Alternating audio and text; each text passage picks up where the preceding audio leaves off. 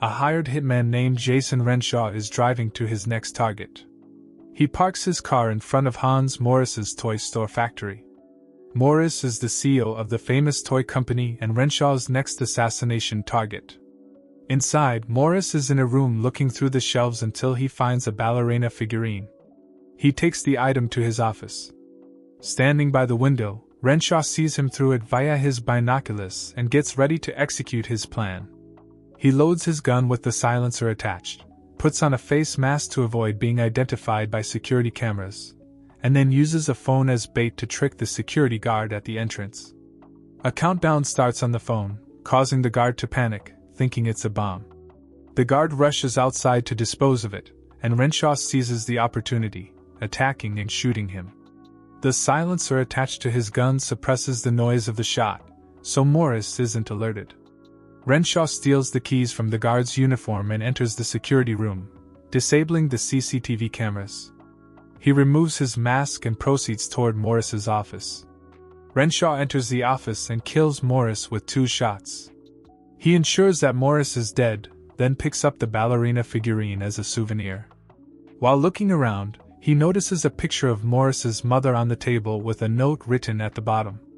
Renshaw doesn't think much of it and leaves.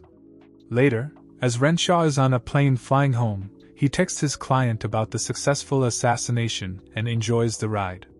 A passenger sitting beside him asks for a piece of gum.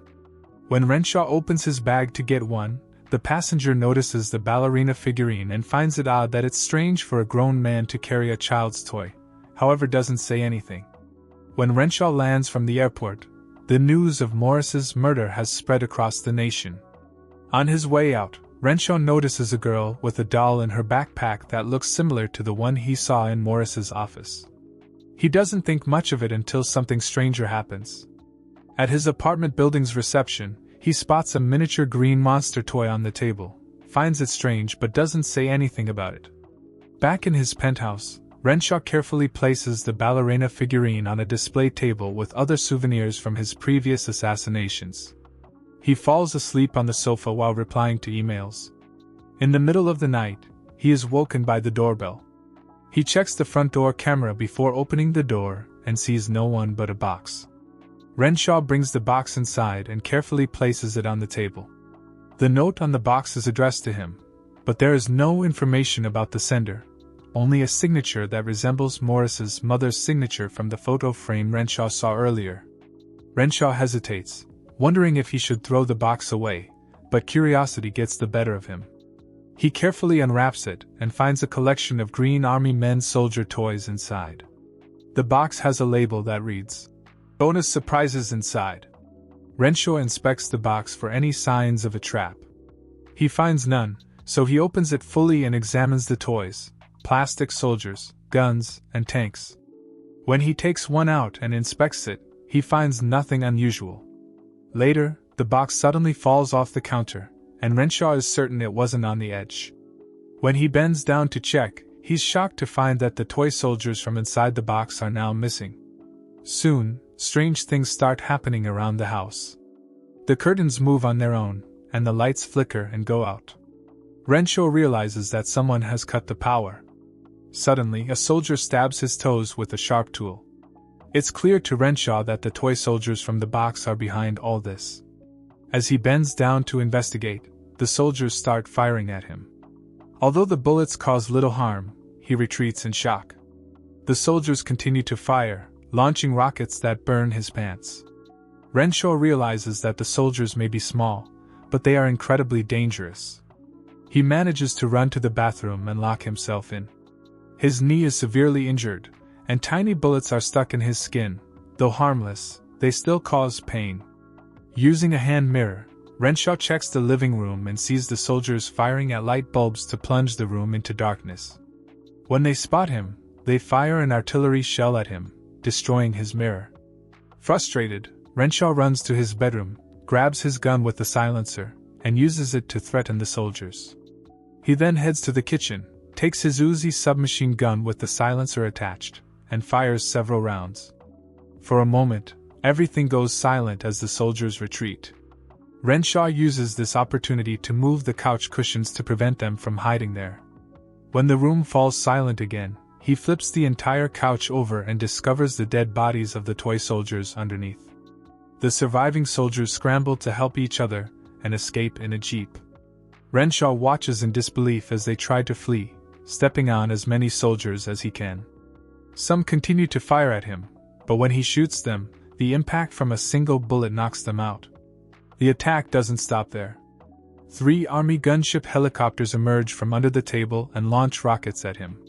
He narrowly dodges the missiles but is overpowered by a shower of rockets.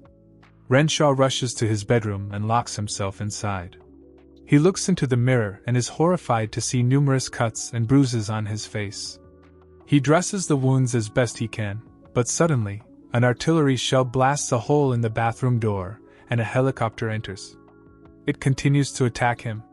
Had enough, Renshaw catches the helicopter with a towel and smashes it to the ground. He then flushes the remains down the toilet, but the soldiers keep firing inside the toilet.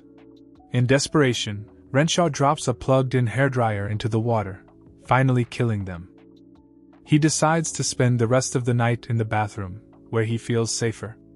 A few hours later, he stitches the wound on his thigh despite the pain. A shadow appears beneath the door. A soldier has left a note asking Renshaw to surrender. Amazed by the toy's intelligence, Renshaw writes, "Screw you," on the note. When he tries to put it back, he realizes it's a trap. A group of soldiers with tanks are ready to fire at him. The impact makes several holes in the bathroom door, putting Renshaw directly in the line of fire. To save his life, he climbs out of the window, but escaping from the high floor of the building is no easy feat. He makes it to the balcony, just as another helicopter attacks him. The soldiers are seconds away from pushing him off the edge, but Renshaw fires a single shot that hits the helicopter. With a sigh of relief, he gets back on the balcony, but more soldiers are waiting inside, pointing artillery at the window. He comes up with a plan. He distracts the soldiers using a rubber duck in the swimming pool, then attacks them with a fire extinguisher from the other side.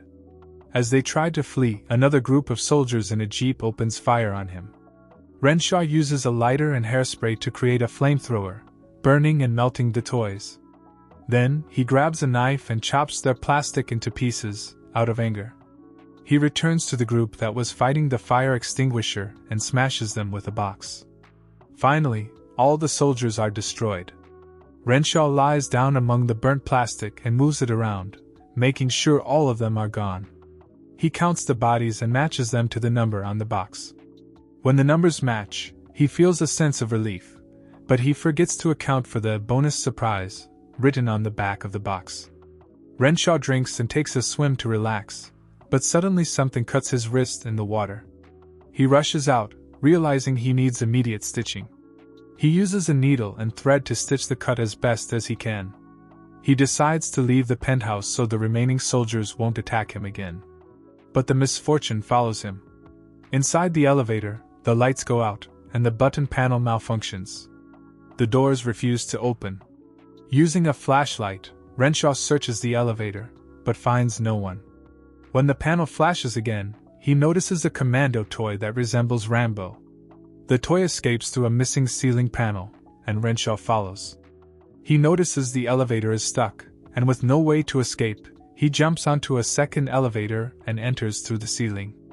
Renshaw is relieved to think he's safe, but that feeling doesn't last. The commando toy uses a knife to stab Renshaw repeatedly. Due to the size of the knife, it causes little harm. Renshaw catches the commando and crushes him between the elevator doors, killing it. Renshaw smiles at the toy's headless body, but then discovers it's rigged with an explosive. The bomb detonates, killing him in the process. The sticker on the toy box, which said, "Includes a commando and a thermonuclear weapon as a bonus gift," proves to be true. Somewhere else, the stolen ballerina moves.